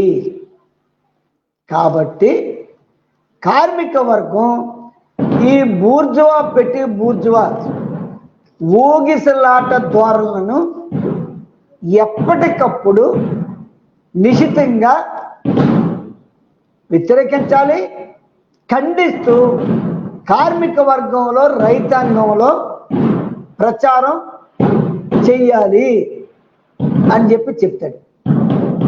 ఇది ఇప్పటికీ కూడా చాలా పార్టీల్లో ఈ బూర్జువా పార్టీలతో కలిసి పనిచేసేటప్పుడు వాళ్ళ సిద్ధాంతాన్ని వ్యతిరేకంగా ప్రచారం చేయడంలో వెనకబడుతూ ఉంటారు. ఒక ఉదాహరణ చెప్పాలంటే మన దేశంలో ఉమ్మడి కమ్యూనిస్ట్ పార్టీలో సిపిఐ అదే చేసింది. సుందరయ్య గారు, బసవప్పయ్య గారి నాయకత్వాన కాంగ్రెస్తో కొన్ని సందర్భాల్లో కలిసి కార్యాచరణ చేస్తున్నా వారి యొక్క మితవాద ధోరణి, ప్రభుత్వ ఏర్పాట్లో కూడా వారు అవలంబించే మితవాద ధోరణిని ఖండించే దాంట్లో వీళ్ళు ఉమ్మడి కమ్యూనిస్ట్ పార్టీలో ముందున్నారు. కానీ రాజేశ్వరరావు నాయకత్వం ఉన్న ఈ గ్రూపు ఆ నెహ్రూ కాంగ్రెస్ ప్రభుత్వం యొక్క మితవాద ధోరణిని ఖండించడంలో వెనుకబడ్డారు. కారణం ఏంటి? ఆ విధంగా గనక మనం ఖండించడం కనుక ప్రయత్నం చేస్తే వీళ్ళు ఈ సంస్కరణని ముందుకు తీసుకుపోలేరు అనేది సిపిఐ వాదన. సేమ్ వాదనని 1905-12 మధ్య మెన్షవిక్కులు ఇదే ధోరణిని అవలంబించారు. మెన్షవిక్కులకి వ్యతిరేకంగా ప్రజాతంత్ర విప్లవంలో గనక మనం పోరాటం చేస్తే వీళ్ళు ఈ విప్లవాన్ని వదిలేస్తారు, తుదకంటూ మనతో రారు. కాబట్టి ఆ పోరాటాన్ని కొనసాగించకూడదు అని మెన్షవిక్కులు నొరోజ్నిక్కులు చెబితే దాన్ని లెనిన్ తీవ్రంగా తప్పుపడుతూ ఆ రకంగా పోరాటం కొనసాగిస్తేనే బూర్జువా పెట్టి బూర్జువాలో ఉన్న కొన్ని శక్తులు మనతో కలిసి పని చేస్తాయి అని చెప్పాడు. అది ఆచరణలో రష్యాలో నిరూపింపబడింది. కాబట్టి ఇక కమ్యూన్ల పాత్ర, ప్రజాతంత్ర విప్లవంలో కమ్యూన్ల పాత్ర అంటే ఇప్పుడు మన గ్రామ కమిటీలు అని చెప్తున్నాం. మనం ప్రజా సంఘాలకి గ్రామ కమిటీలు ఏర్పాటు చేయాలి అని మనం చెప్తున్నాం. పేరుకి ఏదో గ్రామ కమిటీలు ఏర్పాటు చేసిన గ్రామ కమిటీలు మన దేశంలో ముఖ్యంగా మన రాష్ట్రంలో సక్రమంగా పనిచేయడం లేదు. కానీ రష్యాలో కమ్యూన్ అనేది ఏంటంటే ఒక ఉమ్మడి గ్రామ కమిటీ. రైతాంగ సమస్యలే కాదు, వివిధ వృత్తిదారుల సమస్యలు లేదా జారు పన్నులకి వ్యతిరేకంగా, కొలక్కలు వేసే పన్నులకు వ్యతిరేకంగా ఈ కమ్యూన్ ఒక కమిటీ కూర్చుని వీళ్ళే చర్చించి తీర్మానం చేసి మనం పన్నులు కట్టొద్దు అన్నట్లయితే కట్టడం మానేసేవారు. ఆ విధంగా జారు చక్రవర్తికి వ్యతిరేకంగా కొలక్కలు అంటే మనం ఫ్యూడల్స్ అంటాము, అక్కడ రష్యాలో కొలక్కలు అంటారు. కొలక్కలకు వ్యతిరేకంగా జరిగే గ్రామీణ పోరాటంలో కమ్యూన్లు చాలా ప్రధానమైన పాత్రని పోషించేయి. రష్యాలో విప్లవాన్ని జయప్రదం చేయడంలో కార్మిక వర్గానికి సహకారం అందించే దాంట్లో ఖచ్చితంగా కమ్యూన్ల యొక్క పాత్ర గణనీయమైన పాత్ర. కాబట్టి ఏంటంటే లెనిన్ చెప్తాడు, ఈ కమ్యూన్లే గనక మనం బలీయంగా గనక ఏర్పాటు చేసి ఉండకపోతే ఈ విప్లవాన్ని ఇంత త్వరగా ఇంత జయప్రదం చేసి ఉండేవాళ్ళం కాదు అని చెప్తాడు. కాబట్టి ఏంటంటే ముఖ్యంగా జనతా ఈ ప్రజాతంత్ర విప్లవాన్ని జయప్రదం చెయ్యడానికి ప్రధానంగా 4 సూత్రాలని మనం గుర్తుంచుకోవాలి. ఒకటి, ఎవరికి వ్యతిరేకంగా విప్లవం జయప్రదం కావాలి? పాలక వర్గానికి వ్యతిరేకంగా ప్రజాతంత్ర విప్లవాన్ని జయప్రదం చేయాలి. ఎవరు పాలక వర్గం రష్యాలో? జార్ చక్రవర్తి. అంచేత ఫస్ట్ ప్రజాతంత్ర విప్లవంలో కర్తవ్యం ఏంటంటే జారు చక్రవర్తిని గద్దెదించాలి. జారు చక్రవర్తిని గద్దెదించే శక్తులు చాలా ఉన్నాయి, కానీ వాళ్ళ మధ్య ఐక్యత లేదు. లెనిన్ రూపొందించింది ఏంటంటే ఆ శక్తులన్నింటినీ కూడదీసి ప్రజాతంత్ర విప్లవాన్ని జయప్రదం చేయాలి అని చెప్పాడు. ఇక ఆ తర్వాత రెండోది ఏమిటి? ఈ ప్రజాతంత్ర విప్లవాన్ని జయప్రదం చేయాలి అన్నట్లయితే జారు గద్దె దిగే వరకు ఆగకుండా జారు ఉండగానే పార్లమెంటరీ ప్రజాస్వామ్యాన్ని మనం అమలు చేసే విధంగా పోరాడాలి, జార్ మీద ఒత్తిడి తేవాలి అని చెప్పి అందరినీ కలుపుకొని లెనిన్ అప్పుడేంటే జార్ చక్రవర్తిగా పోరాటం చేస్తూ పార్లమెంటుని ఏర్పాటు చేయడం జరిగింది. ఇది చాలా సోషల్ డెమోక్రాట్ అంటే మన కమ్యూనిస్టులు సాధించిన విజయం ఇది. అయితే పార్లమెంటుని లో ఎప్పుడు పాల్గొవాలి, ఎప్పుడు బహిష్కరించాలి అనేది రాజ్యం ఎప్పుడు స్టేట్ అండ్ రెవల్యూషన్ దాంట్లో లెనిన్ చెప్తుంది, దాంట్లో మనం పోకూడదు. కాబట్టి ఇక రెండో కర్తవ్యం ఏంటంటే పార్లమెంటుని ఏర్పాటు చేయాలి, రెండో కర్తవ్యం. మూడో కర్తవ్యం ఏమిటి? ఈ పార్లమెంటుని ఏర్పాటు చేసిన తర్వాత పోరాటాలు 2 రకాలుగా చేయాలి. మన పార్టీ కూడా అదే చెప్తున్నాం. పార్లమెంటుని వేదికగా చేసుకుని పార్లమెంటు లోపల పోరాటం చేయాలి, పార్లమెంటు బయట మనం పోరాటం చేయాలి. పార్లమెంటరీ ఏతర పోరాటాలు కొనసాగించాలి అని చెప్పి మన పార్టీగా చెప్తున్నాం. ఇది కమ్రేడ్ లెనిన్ అమలు చేశాడు. అక్కడి నుంచే మనం అన్వయించుకుంటున్నాం. లెనిన్ ఏం చెప్పాడు? ఈ పార్లమెంట్ని జోమా, వాళ్ళు చెప్పిన పేరు జోమాని ఏర్పాటు చేసి జోమాలో వివిధ వర్గాల డిమాండ్ల మీద మనం ఎలుగెత్తి చాటాలి. ఇక్కడ జోమాలో బూర్జువా పెట్టి బూర్జువా పార్టీలు రైతాంగ డిమాండ్లు తీసుకున్నారు కాదు, వాళ్ళు అసలు ప్రస్తావించేవారు కాదు. కానీ కమ్యూనిస్ట్ ప్రతినిధులు రైతాంగ డిమాండ్లను పార్లమెంట్లో ప్రస్తావించేవారు. వీళ్ళ బలం కొన్ని సందర్భాల్లో సరిపోలేదు. అప్పుడేం చేశారు లెనిన్? పార్లమెంటులో ఏదైతే డిమాండ్ని ప్రస్తావించారో ఆ రైతాంగ డిమాండ్లని, వివిధ సెక్షన్ల డిమాండ్లని బయట గ్రామాల్లో లేదా పట్టణాల్లో రోడ్డు మీదకి తీసుకొచ్చి ఆ డిమాండ్లను ప్రచారం చేస్తూ దానికి ఏ విధంగా అయితే బూర్జువా పెట్టి బూర్జువా వర్గం ద్రోహం చేస్తుందో ప్రచారం చేయాలి. ఇది లెనిన్ చక్కగా అమలు చేశాడు. ఇవి చేసే క్రమంలో ఖచ్చితంగా పార్టీ 2 నిబంధనలకి కట్టుబడి ఉండాలి. ఒకటి, ఫస్ట్ సిద్ధాంతానికి కట్టుబడి ఉండాలి. చాలా మంది మన పార్టీ కామ్రేడ్స్ మన దేశంలో సిద్ధాంతం పట్ల చాలా చిన్న చూపు చూస్తుంటారు. ఎందుకండి సిద్ధాంతం అన్నట్టు మాట్లాడతారు. చాలా తప్పు. సిద్ధాంతం లేకుండా, విప్లవ సిద్ధాంతం లేకుండా ఏ దేశంలోనూ విప్లవం జయప్రదం కాదు కూడా. మన దేశంలో కూడా విప్లవం గనక జయప్రదం కావాలి అన్నట్లయితే ఖచ్చితంగా విప్లవ సిద్ధాంతానికి కట్టుబడి ఉండాలి. లెనిన్ అదే చెప్తాడు 3వ కాంగ్రెస్లో. ముందు కమ్యూనిస్ట్ పార్టీ అంటే సోషల్ డెమోక్రాట్స్ అమలు చేయవలసిన పద్ధతి ఏంటంటే ఈ సిద్ధాంతానికి కట్టుబడి పని చేయాలి. సిద్ధాంతానికి గనక కట్టుబడి పని చేయకపోతే మనం అనుకున్న ప్రజాతంత్ర విప్లవాన్ని జయప్రదం చేయలేము. ఒకటి.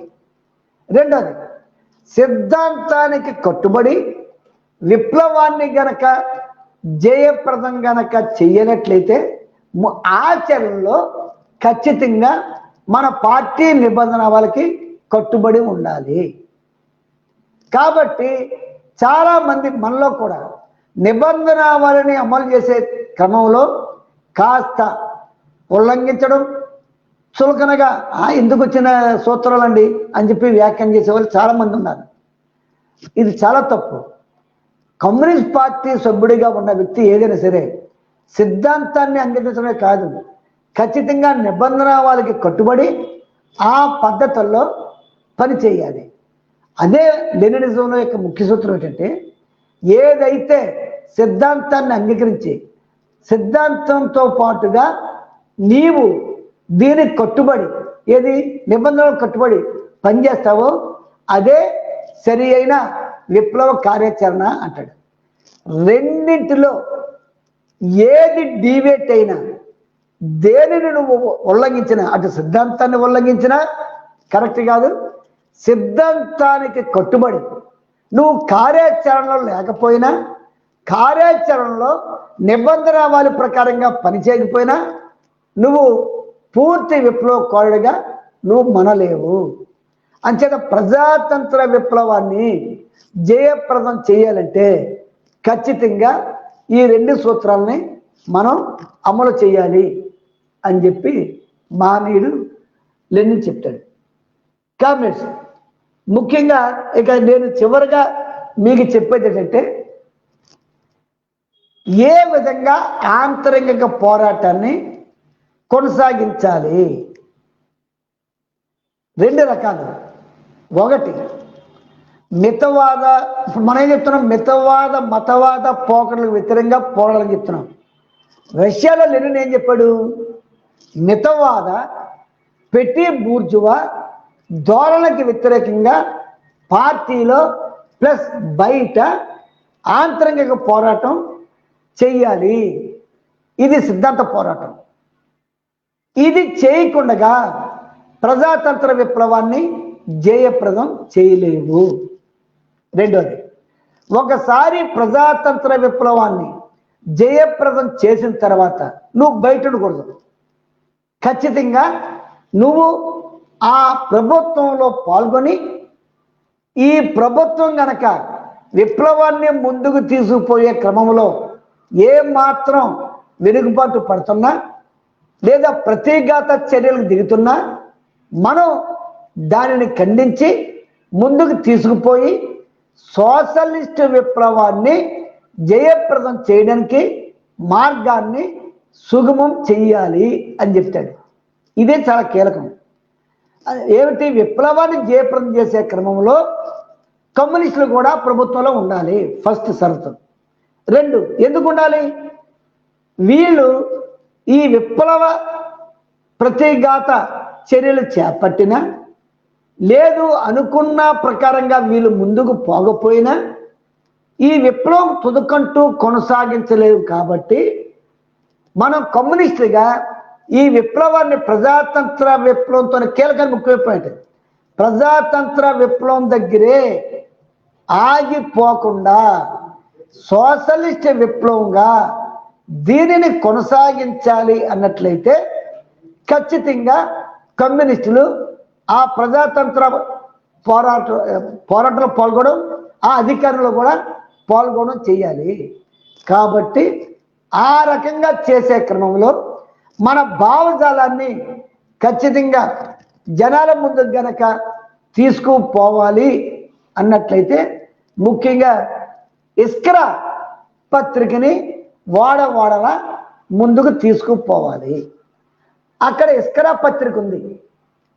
మన దేశంలో ఇప్పుడు మతతత్వానికి వ్యతిరేకంగా మనం లౌకిక శక్తులను కూడగట్టి ఒక పోరాటాన్ని మనం కొనసాగిస్తున్నాం. ఇప్పటికే మనం చేసే పోరాటాన్ని చాలా మంది గందరగోళంగా మాట్లాడతారు. అంటే మన పార్టీ అవలంబించే రాజకీయ విధానాన్ని, ఎత్తుగడల్ని సరిగా అర్థం చేసుకోవడంలో కొంతమంది విఫలమవుతున్నారు. ఎందుకు? ప్రజాశక్తి పత్రికని వాళ్ళు చదవడం లేదు, అసలు చెప్పించడం లేదు. చాలా శాఖలు అసలు ప్రజాశక్తి పత్రిక తెప్పించకుండా ఆ గ్రామంలో లేదా మండలంలో మన పార్టీ రాజకీయ విధానాన్ని ఏ విధంగా ముందుకు తీసుకుపోతాము. ఇప్పటికీ మన శ్రేణులు పత్రిక యొక్క ప్రాముఖ్యతని చాలా తక్కువగా అంచనా వేస్తున్నారు. లెనిన్ ఎక్కడ జయప్రదం అయ్యేటంటే ఇస్క్రా పత్రిక దేశవ్యాప్తంగా ప్రచారం చేస్తారు. మనకి విభిన్న జాతులు, విభిన్న మతాలు, విభిన్న భాషలు, విభిన్న ప్రాంతాలు. కాబట్టి విభిన్న భాషలు, విభిన్న ప్రాంతాలు, విభిన్న జాతులు ఉన్నాయి. కాబట్టి ఒకే పత్రికని మనం చేయలేము. కానీ రష్యాలో కానీ చైనాలో కానీ వాళ్ళు దోహదపడదంటే మెజార్టీ అక్కడ రష్యన్ జాతి. కాబట్టి ఇస్క్రా పత్రిక మొత్తం కార్మిక వర్గాన్ని, రైతాంగాన్ని ఐక్యం చేయడంలో చాలా ప్రముఖమైన పాత్ర పోషించింది. మనం మన ప్రజాశక్తిని మన రాష్ట్రంలో కనుక ముందుకు తీసుకుపోగలిగితే ఈ రాష్ట్రంలో 5 కోట్ల ప్రజానికాన్ని ఐక్యం చేయడంలో ప్రజాశక్తి కూడా అదే పాత్ర పోషిస్తుంది. కానీ దీనిని పోషించడంలో కానీ ఏజెన్సీలు కట్టడంలో కానీ మనం చాలా నిర్లక్ష్యం వహిస్తున్నాం. అదే గనక జరిగితే మన దేశంలో మన కర్తవ్యాన్ని అమలు చేయడంలో మన శ్రేణులు వెనుకబడే పరిస్థితి ప్రమాదం ఉంది. ఇప్పటికీ కూడా ఆ ప్రమాదం అక్కడక్కడ మనకి కొన్ని యూనిట్స్లో కనపడతాయి. కాబట్టి రష్యాలో ఇస్క్రా ఏ విధంగా అయితే విప్లవాన్ని జయప్రదం చేయడానికి ప్రముఖమైన పాత్ర పోషించిందో ఇక్కడ మన దేశంలో కూడా ప్రజాశక్తి పత్రికని ఆ విధంగా కొనసాగించాలి. కాబట్టి ఈ 2 ఎత్తుగడల్ని మనం అర్థం చేసుకోవాలి. మన భారతదేశంలో కూడా ఇప్పుడు అవే 2 ఎత్తుగడలు అవలంబిస్తున్నాం. ఒకటి, జనతా ప్రజాతంత్ర విప్లవాన్ని అంటే అక్కడ లెనిన్ చెప్పింది ప్రజాతంత్ర విప్లవం. ఇక్కడ మనం చెప్పేది జనతా ప్రజాతంత్ర విప్లవం. ఈ జనతా ప్రజాతంత్ర విప్లవాన్ని జయప్రదం చెయ్యాలి అన్నట్లయితే ఇక్కడ ఉన్న ఈ ఫ్యూడల్ వ్యవస్థని కూలదోయకుండగా లేదా అర్ధ భూస్వామ్య వ్యవస్థని కూలదోయకుండగా ఇక్కడ మనం విప్లవాన్ని జయప్రదం చేయలేం. మెన్షవిక్కుల వాదన ఏంటంటే, కమ్యూనిస్ట్ ముఖ్యంగా చివరిది, మెన్షవిక్కుల వాదన ఏంటంటే మీరు ప్రజాతంత్ర విప్లవాన్ని జయప్రదం చేయాలంటున్నారు కదా. ప్రజాతంత్ర విప్లవం అంటే అర్థం ఏమిటి? భూస్వామ్య విధానాన్ని రద్దు చేస్తారు. భూస్వామ్య విధానం రద్దయ్యి అప్పుడేమవుతుంది? పెట్టుబడిదారీ విధానాన్ని మీరు అభివృద్ధి చేస్తారు. అంటే మీరు చేసే ప్రజాతంత్ర విప్లవాన్ని పెట్టుబడిదారీ విధానం అభివృద్ధికి దోహదపడే విధంగా మీరు చేస్తారన్నమాట.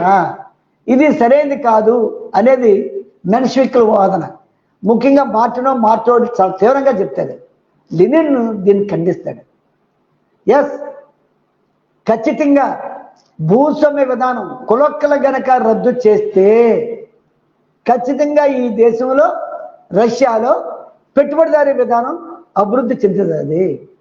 పెట్టుబడిదారీ విధానం అభివృద్ధి చెందడం అంటే మధ్యలో ఉన్న కొన్ని వర్గాలు అంతర్ధానం అయిపోతాయి. అప్పుడు డైరెక్ట్గా కార్మిక వర్గం పెట్టుబడిదారీ వర్గం మీద పోరాడడానికి సులువు ఏర్పడుతుంది అని చెబుతూ, ఎస్, ప్రజాతంత్ర విప్లవం జయప్రదం అయితే ఖచ్చితంగా పెట్టుబడిదారీ విధానం ముందుకు పోతుంది, అభివృద్ధి అవుతుంది. పెట్టుబడిదారీ విధానం అభివృద్ధి చెందకుండా సోషలిజం మాత్రం రాదు అని లెనిన్ చెప్తాడు. అంచేతనే ఇక్కడ మీకు ఒక విషయం చెప్పాలా సందర్భవశాత్తు. చైనాలో వాళ్ళు సోషలిస్ట్ విప్లవం జయప్రదం అయినా సోషలిజాన్ని ముందుకు తీసుకుపోయే క్రమంలో డెంగ్ షాపింగ్ తీసుకుంటున్న సంస్కరణలు ఏంటంటే పెట్టుబడిదారీ విధానాన్ని కొన్ని ప్రాంతాల్లో అమలు చేయడానికి పూనుకున్నాడు. అంటే పెట్టుబడిదారీ విధానం అర్థం, ఏ దేశమైనా పారిశ్రామికంగా అభివృద్ధి చెందకుండా వెనుకబడిన దేశాల్లో సోషలిజాన్ని ముందుకు తీసుకుపోలేము. సోవియట్ యూనియన్ కూలిపోయిన తర్వాత ఉన్న 5 దేశాలు కూడా ఇప్పుడు అదే పరిస్థితి. ఇప్పుడు ఆయా దేశాల్లో కొన్ని పరిశ్రమలను ఆహ్వానిస్తున్నారు, కొన్ని పెట్టుబడిదారులను ఆహ్వానిస్తున్నారు, పరిశ్రమలు పెడుతున్నారు, పారిశ్రామికంగా ముందుకు పోతున్నారు.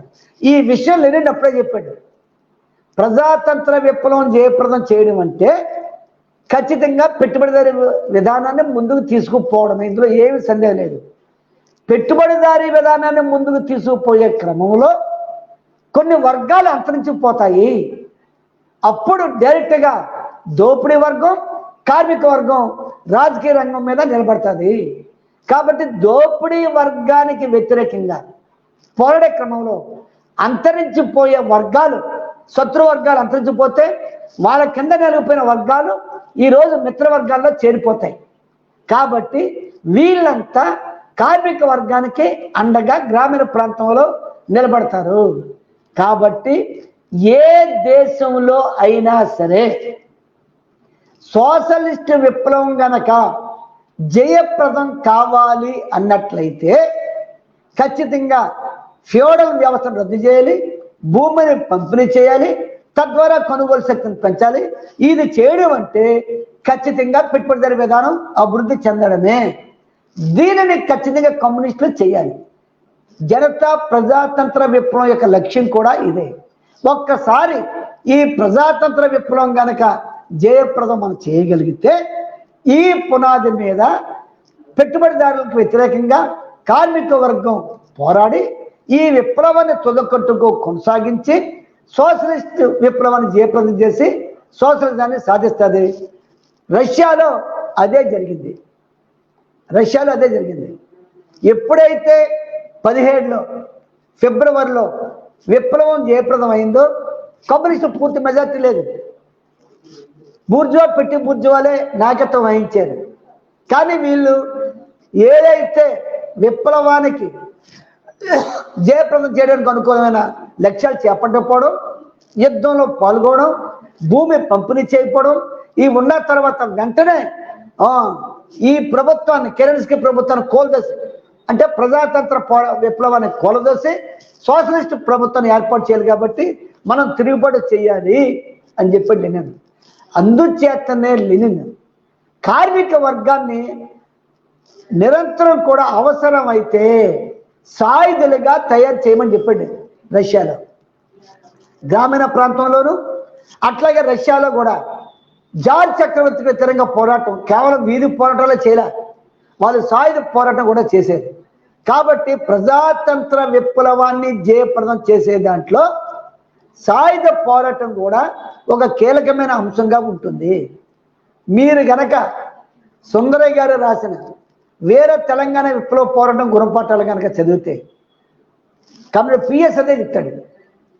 గెరిల్లా రహితంగ పోరాటాలు అవసరమైతే సాయుధ గెరిల్లా రహితంగ పోరాటాలు కొన్ని సందర్భాల్లో అనివార్యమవుతాయి అని చెప్పాడు. అప్పటికిప్పటికీ పరిస్థితుల్లో చాలా మార్పులు వచ్చాయనుకోండి. ఇప్పుడు ఆ పరిస్థితే లేదు. మన పార్టీ ఆ రకమైన విప్లవానికి మనం పోవడం లేదు. ఇప్పుడు కేవలం ప్రజాస్వామ్య పరిరక్షణ మొత్తం వ్యతిరేక పోరాటంలో మనం కొనసాగుతున్నాం. కానీ లెనిన్ మాత్రం అక్కడ ప్రజాతంత్ర విప్లవాన్ని జయప్రదం చేసే దాంట్లో కమ్యూనిల్ని అట్లాగే కార్మిక వర్గాన్ని సాధన చేసి జార్జ్ చక్రవర్తిని కూలదూసే దాంట్లోనూ అట్లాగే ఫిబ్రవరి విప్లవాన్ని జయప్రదం చేయడానికి కూడా ఈ ఎత్తుగడని అవలంబించాడు. ఆ విధంగా సోషలిజాన్ని ఏర్పాటు చేయడంలో లెనిన్ ప్రముఖ పాత్ర వహించాడు. కామ్రేడ్స్, ఎత్తుగడలు నేను పదే పదే చెప్తున్నాను, ఎత్తుగడలు అర్థం చేసుకోకపోతే సరి అయిన ఎత్తుగడలు గనక కమ్యూనిస్ట్ పార్టీ అవలంబించకపోతే ఒక్క అడుగు మనం ముందుకు పోలేము.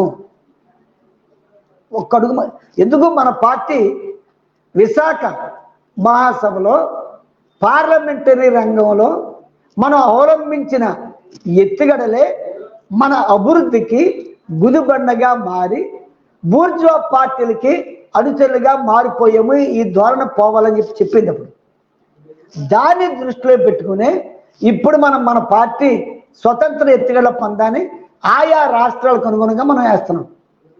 ఇప్పుడు ఏంటి, ఏదైనా ఏమేసినా దేశవ్యాప్తంగా మొత్తం అక్కడైతే జార్ ప్రమాదం, ఇక్కడ మొత్తన్మాద ప్రమాదం ముంచుకొస్తుంది. కాబట్టి మొత్తన్మాదానికి వ్యతిరేకంగా జరిగే పోరాటంలో ప్రజాతంత్ర లౌకిక శక్తులను కలుపుకుపోయే దాంట్లో ముందున్నాం. అక్కడ కమ్యూనిస్ట్ పార్టీ బలంగా ఉంది కాబట్టి పోరాటంలో ముందున్నారు. అంతిమంగా సోషలిస్ట్ విప్లవాన్ని జయప్రదం చేయగలిగారు. మన దేశంలో దురదృష్టం ఏంటంటే కమ్యూనిస్ట్ పార్టీ బలహీనంగా ఉంది. మనం బలహీనంగా ఉన్నాం కాబట్టి దీనిని అధిగమించకుండా విప్లవాలు జయప్రదం కావు. అందుచేతనే లెనిన్ ఏం చెప్పాడు, రాజకీయంగా సిద్ధాంత పరంగా కమ్యూనిస్ట్ పార్టీ సిద్ధాంత ఆయుధాన్ని చేపట్టి దాన్ని ముందుకు తీసుకుపోయే క్రమంలో నిబంధన వాళ్ళకి కట్టుబడి నిబంధనలు అనుసరించు విప్లవ పోరాటాన్ని జయప్రదం చేయమని చెప్పాడు. ఇది సోషల్ డెమోక్రసీలు అంటే ప్రజాతంత్ర విప్లవాన్ని జయప్రదం చేసే దాంట్లో అవలంబించవలసిన రెండు ఎత్తుగడలు. ప్రతి దాంట్లో రెండు ఎత్తుగడలు, సిద్ధాంతపరమైన ఎత్తుగడలు, ఆచరణ ఎత్తుగడలు. బూర్జువా పార్లమెంట్లో ఏ విధంగా పాల్గొనలో రెండు ఎత్తుగడలు. అట్లాగే పార్టీలో ఒకటి మిత్రోదలకు వ్యతిరేకంగా పోరాటం, రెండు పెట్టి బూర్జువా సిద్ధాంత పోరాటం. ప్రతి దాంట్లో కూడా ఈ విధంగా రెండు రెండు రెండు చొప్పున విశ్లేషించి పోరాటం చేశాడు. ఇది కమ్యూనిస్ట్. నేను చివరిగా మన రాష్ట్రంలో ముఖ్యంగా అనంతపురం జిల్లాకి చెప్తున్నాం కాబట్టి అనంతపురం జిల్లాలో ఈ ఏదైతే ప్రజాతంత్ర విప్లవాన్ని ముందుకు తీసుకుపోయే క్రమంలో ఇప్పుడు తక్షణం మన ముందున్నది మన పార్టీ చెప్పేది మతవాద మితవాద శక్తులకు వ్యతిరేకంగా లౌకిక శక్తులను కూడగట్టి ఆ కూడగొట్టే దాంట్లో మన పార్టీ ముందుండి చెయ్యాలి. అనంతపురం జిల్లాలో ఈ కర్తవ్యాన్ని అమలు చేసే దాంట్లో మీ జిల్లా కమిటీ చాలా చాకచక్యంగా స్పృహతోనే అమలు చేస్తుంది. ఇది జిల్లా కమిటీ ఒకటని కాదు, ఏదైతే జిల్లా కమిటీ ఈ స్పృహతో అమలు చేస్తూ ముందుకు తీసుకుపోతుందో సాధారణ సభ్యులకు కూడా అదే స్పృహను కలిగి ఉంది. మితవాద మతోన్మాద శక్తులకు వ్యతిరేకంగా గ్రామీణ ప్రాంతంలో ఉన్న ప్రజాతంత్ర పార్టీల్ని, వ్యక్తుల్ని, శక్తుల్ని, లౌకిక భావాల ఉన్న వాళ్ళతో ఒక ఐక్య కార్యాచరణ ఏర్పాటు చేయాలి. ఆ రకంగా ఈ దేశంలో ప్రజాతంత్ర విప్లవాన్ని చేపట్టడంలో అనంతపురం జిల్లా కమిటీ కూడా ముందు బాగా ఉంటుందని చెప్పి ఆశిస్తూ ఈ అవకాశం మీ అందరికీ నమస్కారాలు, ధన్యవాదాలు.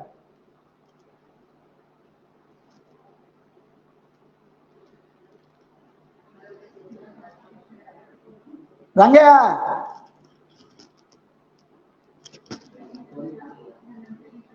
హలో,